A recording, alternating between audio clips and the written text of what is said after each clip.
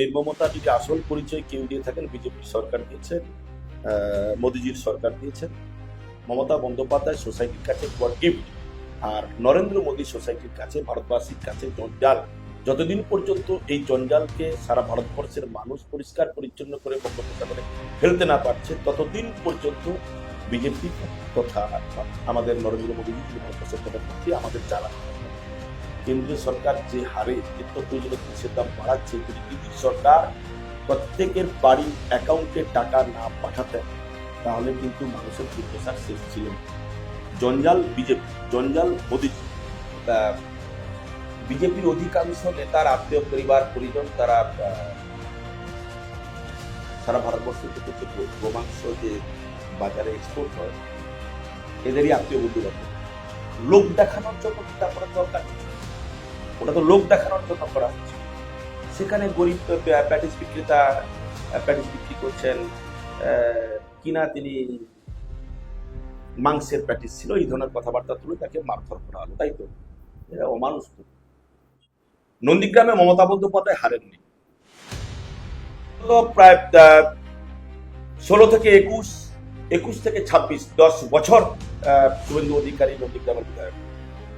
10 বছরে তিনি ওখানে কতটুকু কাজ করেছেন তার হিসেবটা দিলেই তো ভালো। আসার রাস্তায় তারা একজন মন্ত্রীর ঘরে যদি ইট ছড়ে যদি এরা কখনো ক্ষমতায় আসে, তাহলে এই রাজ্যে কি অবস্থা করতে পারে আমরা দেখতে পারি। মঞ্চ ওটা সিনেমার শুটিং এর ফ্লোর নয়। ওনার ওই ডায়লগ দিতে দিতে ধরুন যারা কি বলে ফিল্ম পরিচালনা করেন, সিনেমা পরিচালনা করেন, তারা ডায়লগ লিখে দেন, সেই ডায়লগ দেখে দেখে বলার অভ্যেস চক্রবর্তী।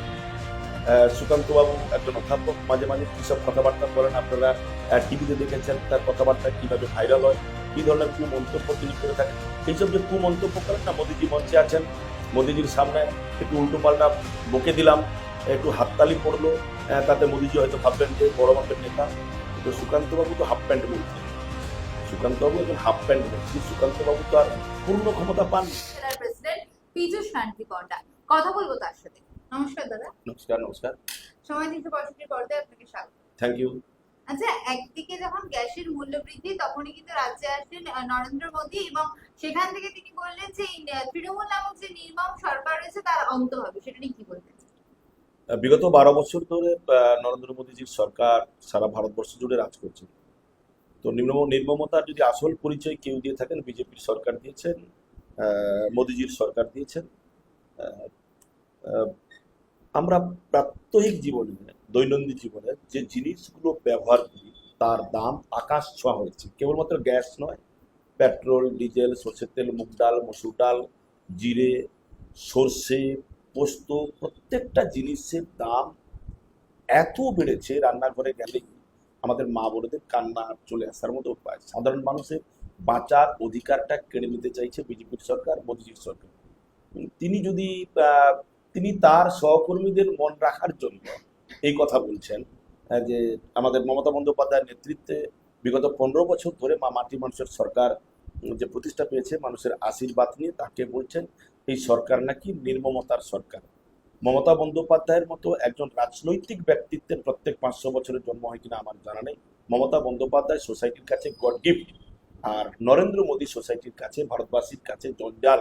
যতদিন পর্যন্ত এই জঞ্জালকে সারা ভারতবর্ষের মানুষ পরিষ্কার পরিচ্ছন্ন করে বঙ্গোপসাগরে ফেলতে না পারছে, ততদিন পর্যন্ত বিজেপি তথা আমাদের নরেন্দ্র মোদীজি, যিনি ভারতবর্ষের প্রধানমন্ত্রী, আমাদের জ্বালাতে থাকবেন। এরাই মূল জঞ্জাল, এরাই নির্মমতার পরিচয় দিচ্ছে, এদের জন্যই মানুষের চোখে জল আসছে। সারা ভারতবর্ষের সব জায়গায় দেখুন, সমস্ত প্রভিন্সে যে ধরনের মানুষের বিভাজন তৈরি করে মানুষের লড়াই লাগিয়ে দেওয়ার চেষ্টা করছেন। মণিপুর থেকে সারা ভারতবর্ষ, মণিপুর কেবলমাত্র জ্বলছে না, মেঘালয়ও জ্বলছে, গুজরাটও চলছে, উড়িষ্যাও জ্বলছে, বিহারও জ্বলছে, দিল্লিও জ্বলছে। দেখবেন সব জায়গায় জ্বালাচ্ছে কারা? বিজেপি। আমরা তো একটা কোনায় আছি, ক্ষমতায় আছি, দিদির সরকার, মামাটি মানুষের সরকার, একটা কোনায় আছি। আমাদের স্টেটের যে ভালো কাজগুলোর প্রশংসা করতে কেন বাধ্য হয় কেন্দ্রীয় সরকার? আপনি বলুন। কলকাতা মহানগরী ভারতবর্ষের মধ্যে সব থেকে সেফ সিটি, কারা বলেন? বিজেপির সরকার বলছেন, বলতে বাধ্য হচ্ছেন, তাই তো? আজকে যদি আমরা জিডিপি দেখি, সমস্ত কিছু ব্যাপার দেখি, তাহলে দেখবেন বাংলা এগিয়ে আছে।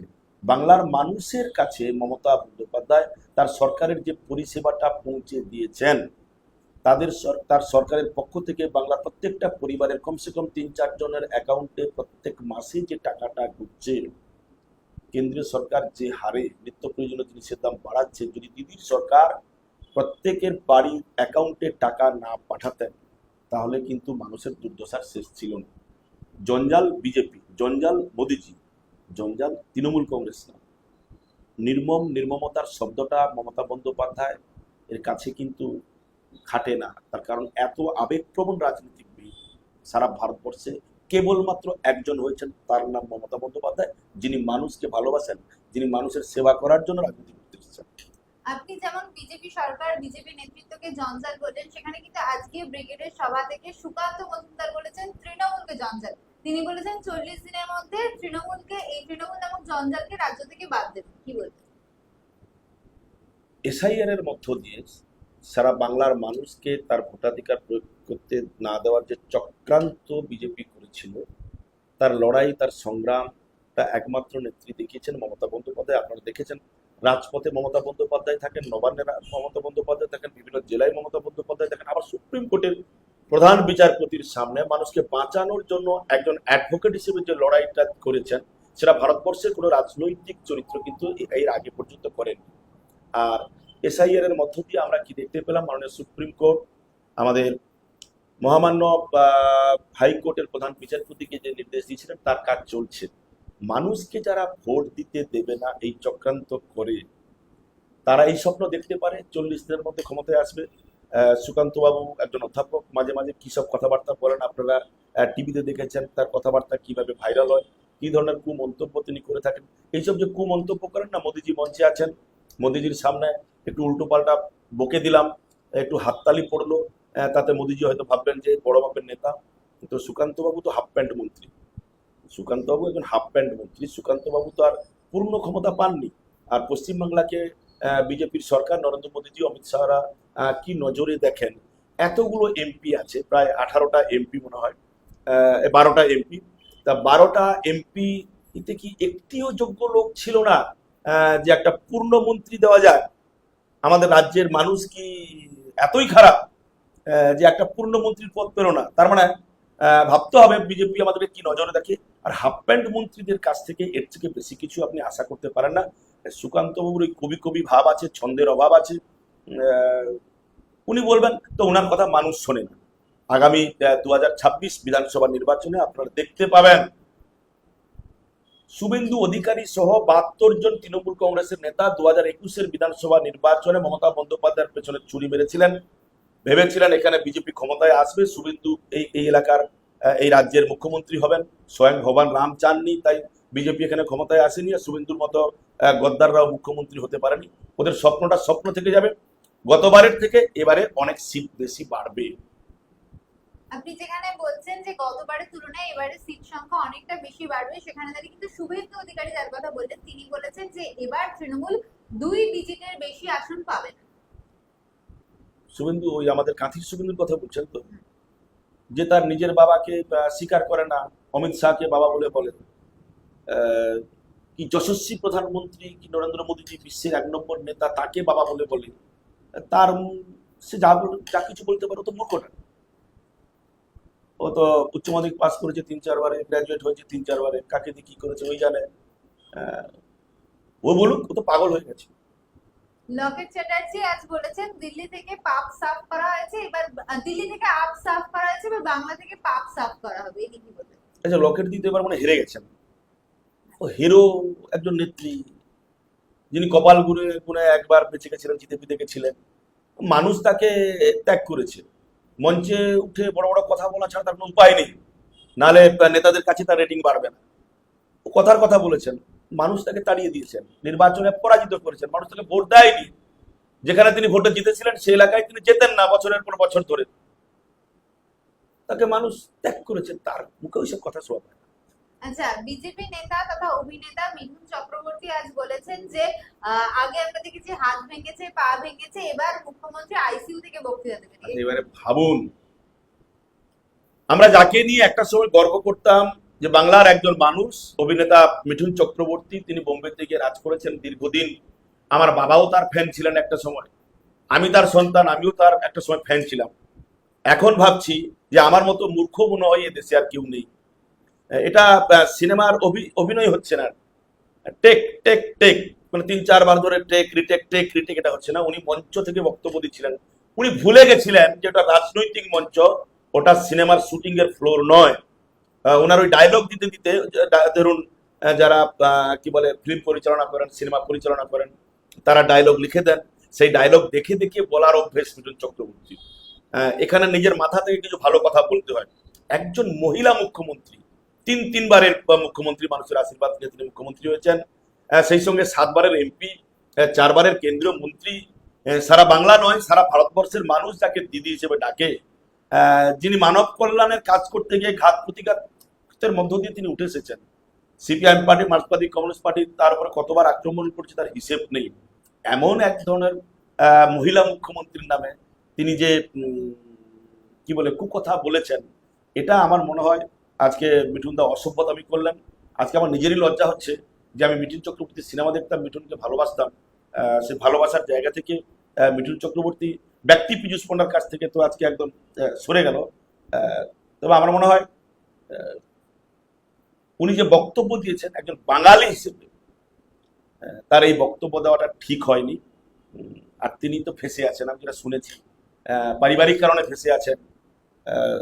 তার ছেলে কুকর্মের সঙ্গে জড়িত, বিজেপিকে সঙ্গ না দিলে আর এই ধরনের উল্টোপাল্টা বক্তব্য না দিলে তার চাকরি থাকবে না, তাকে নেতা হিসেবে রাখবে না, তাকে বিজেপি তাড়িয়ে দেবে, এই জন্যই তিনি বলেছেন। আর বিজেপি কারা করতে যায়? শুভেন্দু অধিকারী বিজেপি করতে গেছে, তৃণমূলে ছিল, চুরি করেছিল, সিবিআইডির কাছে ধরা পড়ার হয়ে গেছে। এবার মিঠুন চক্রবর্তী, তার পরিবারের তার সন্তানরা কি বলে উল্টোপাল্টা কাজ করেছে, ধরা পড়া, তার ছেলেকে যাতে পুলিশ না ধরে, ভেতরে না ঢুকিয়ে দেয়, তার বয়সে বিজেপি করতে এসছে। কারা যায় বিজেপি করতে? দেখুন, সারা ভারতবর্ষের বিভিন্ন অনেক রাজনৈতিক দল আছে, যে সমস্ত নেতারা করাপশন করেছিলেন, পাবলিকের কাছে তাদের সুনাম চলে গেছিল, যারা চুরি ডাকাতির সঙ্গে যুক্ত, যারা লুচ্ছামির সঙ্গে যুক্ত, সেই সমস্ত নেতারা বিজেপিতে গেছে। কেন গেছে না? সিবিআইডি হয়ে গেছে। তো তাদেরকে দিয়ে এইসব কথা বলানো হচ্ছে, আগামী দিনেও বলবে। এদের কাছ থেকে আপনি ভালো কিছু আশা করতে পারবেন না। মমতা বন্দ্যোপাধ্যায়ের সাবস্টিটিউট মমতা বন্দ্যোপাধ্যায় নিজে, আর আমাদের প্রিয় নেতা অভিষেক বন্দ্যোপাধ্যায়, আমাদের সেনাপতি, তাকেও টার্গেট করে এরা কথাবার্তা বলে। অমিত শাহজি এলেই তো আগে প্রথমে অভিষেক বন্দ্যোপাধ্যায়ের বিরুদ্ধে কথাবার্তা বলবেন। ভালো তো, একজন 38 বছরের তরুণ, তরতাজা, উচ্চশিক্ষিত যুবক, বিজেপির স্ট্র্যাটেজিকে ভেঙে দিয়ে 2019 থেকে 21 পর্যন্ত লড়াই করে তৃতীয়বারের জন্য মমতা বন্দ্যোপাধ্যায়কে মুখ্যমন্ত্রী করার কাজে কতটা সহযোগিতা করেছিলেন, তার ঠিক পরে 21 থেকে 26 পর্যন্ত তার মধ্যে যে ম্যাচুরিটি এসছে, এটা ভারতবর্ষের এই বয়সের কোন রাজনৈতিক নেতার মধ্যে এসছে আপনি দেখে নেবেন। আজকের দিনে যদি 30 থেকে 40 বছর বয়সী কোন নেতার মধ্যে এত সুন্দর ম্যাচুরিটি এসছে, এত সুন্দর কথা বলতে পারেন, রাজনৈতিক প্রতিপক্ষ হিসেবে শালীনতা বজায় রেখে যে কথাগুলা বলেন, সেটা মানুষ খায়, মানুষ শোনে। তাই অভিষেক বন্দ্যোপাধ্যায় ক্রেজ বাড়ছে। অভিষেক বন্দ্যোপাধ্যায় যেখানেই যান লক্ষাধিক মানুষ তাকে দেখার জন্য ভিড় করেন। এটা একটা জ্বালা, এই জ্বালা থেকে বিজেপি করছে। বিজেপির কাছে আপনি ভালো কিছু আশা করতে পারবেন না। বিজেপি একটি নষ্ট রাজনৈতিক দল। বিজেপি ভারতকে খণ্ডিত বিখণ্ডিত করতে চাইছে, বা বিজেপি বেশি দিন ক্ষমতায় থাকলে ভারতের একতা অখণ্ডতা নিয়ে সমস্যা তৈরি হতে পারে বলে আমার মনে হয় একজন সাধারণ মানুষ।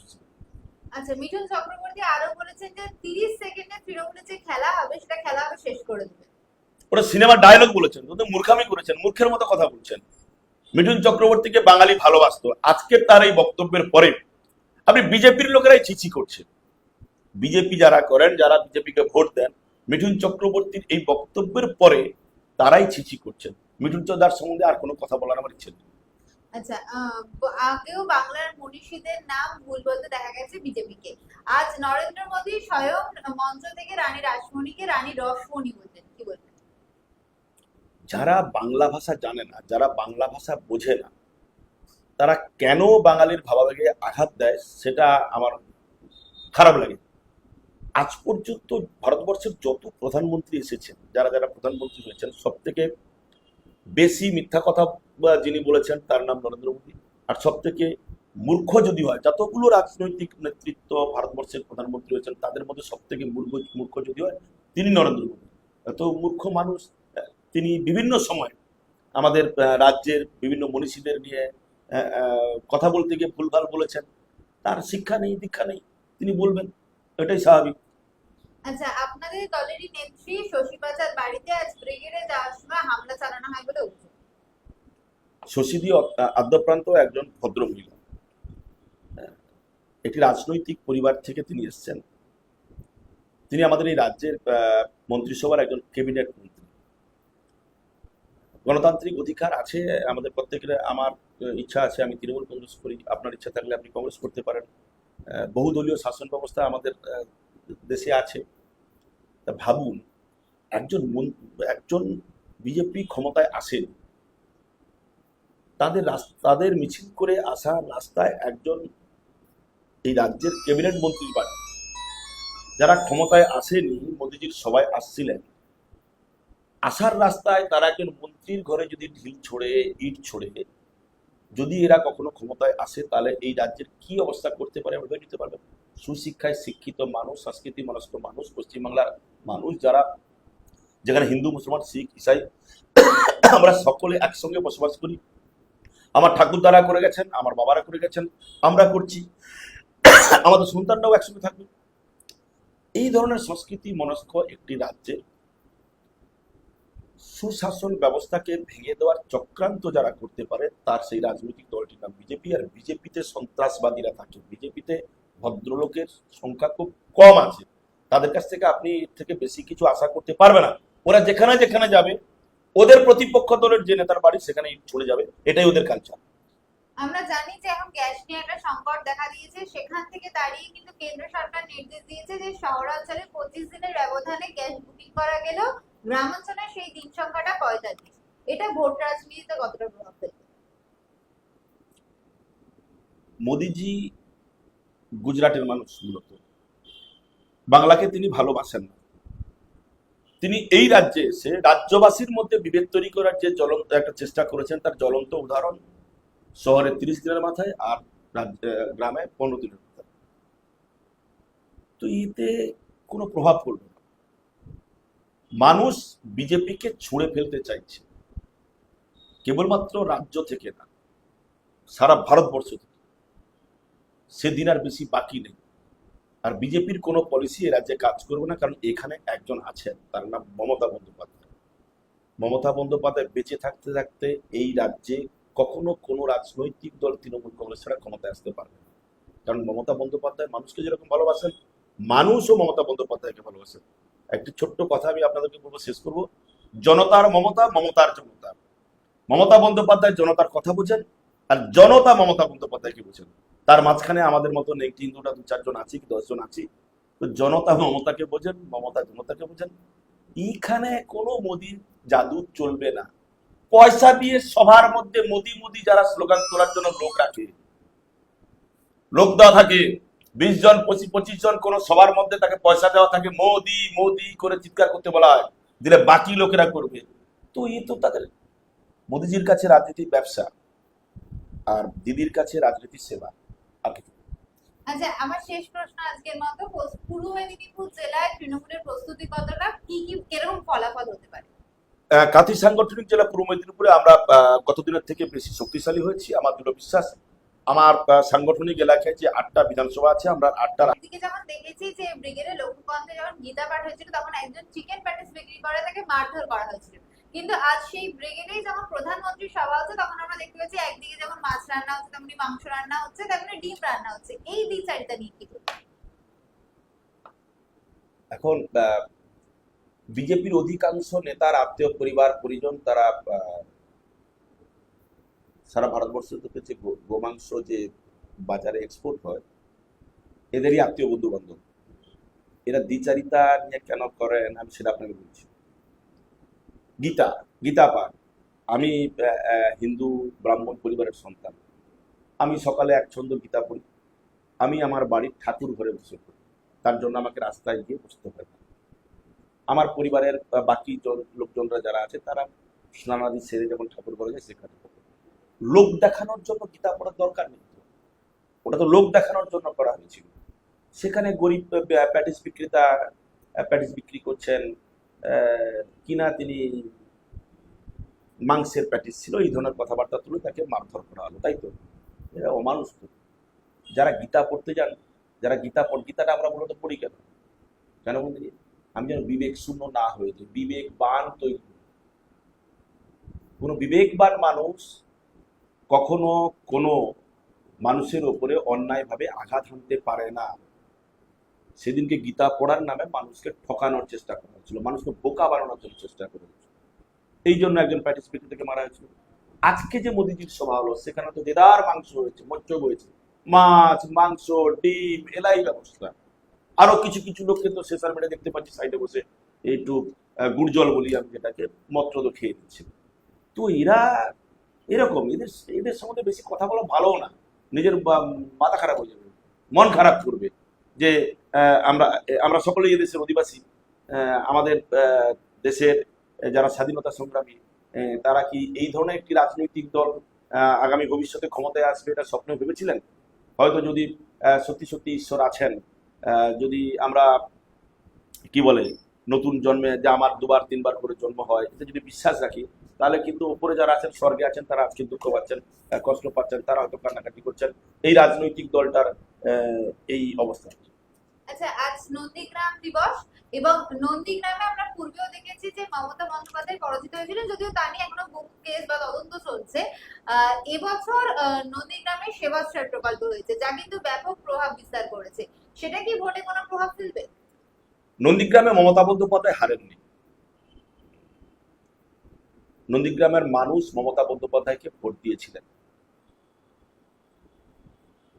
শুভেন্দু অধিকারী চক্রান্ত করে এই ঘটনাটা ঘটিয়েছিল। এর কেস কোর্টে আছে, কোর্ট ম্যাটার, এ নিয়ে আর বেশি আমি কথা বলবো না। নন্দীগ্রামের মানুষের হৃদয়ে আজও মমতা বন্দ্যোপাধ্যায় আছেন। অভিষেক বন্দ্যোপাধ্যায়কে নন্দীগ্রামের কিছু মানুষজন ফোন করেছিলেন ওখানে সেবাশ্রয় খোলার জন্য।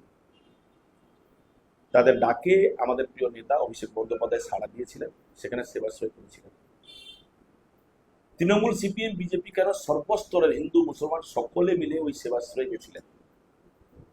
তারা খুব খুশি যে অভিষেক বন্দ্যোপাধ্যায় এই ধরনের একটি প্রকল্প চালু করেছেন। ডায়মন্ড হারবারে প্রথম, তারপরে তিনি নন্দীগ্রামে এসেছিলেন, নন্দীগ্রামে করেছেন। এতে মানুষ খুশি। নন্দীগ্রামের মানুষ মমতা বন্দ্যোপাধ্যায়ের সঙ্গে ছিলেন, সঙ্গে আছেন। আগামী 2021-26 বিধানসভা ভোটেও কিন্তু তারা মমতা বন্দ্যোপাধ্যায়কে ভোট দেবেন বলে মন বানিয়ে নিয়েছেন। তো এর মাঝখানে একটা কথা উঠেছিল, নন্দীগ্রামের বিধায়ক বর্তমান পশ্চিমবঙ্গ বিধানসভার বিরোধী দলনেতা কথা তুলে উনি হিসেব নেবেন। উনি হিসেব চাওয়ার কি? তো হিসেব যদি চাইতে পারে অভিষেক বন্দ্যোপাধ্যায়ের কাছে, অফিসিয়াল যে ডিপার্টমেন্টগুলো আছে তারা চাইতে পারে। বিগত প্রায় 16 থেকে 21 থেকে 26, 10 বছর শুভেন্দু অধিকারী নন্দীগ্রামের বিধায়ক। 10 বছরে তিনি ওখানে কতটুকু কাজ করেছেন তার হিসেবটা দিলেই তো ভালো হবে। লোকের কাছ থেকে হিসেব চাওয়ার আগে নিজের হিসেবটা আগে দিয়ে দেওয়ার দরকার বলে শুভেন্দু অধিকারী ভুলে গেছেন।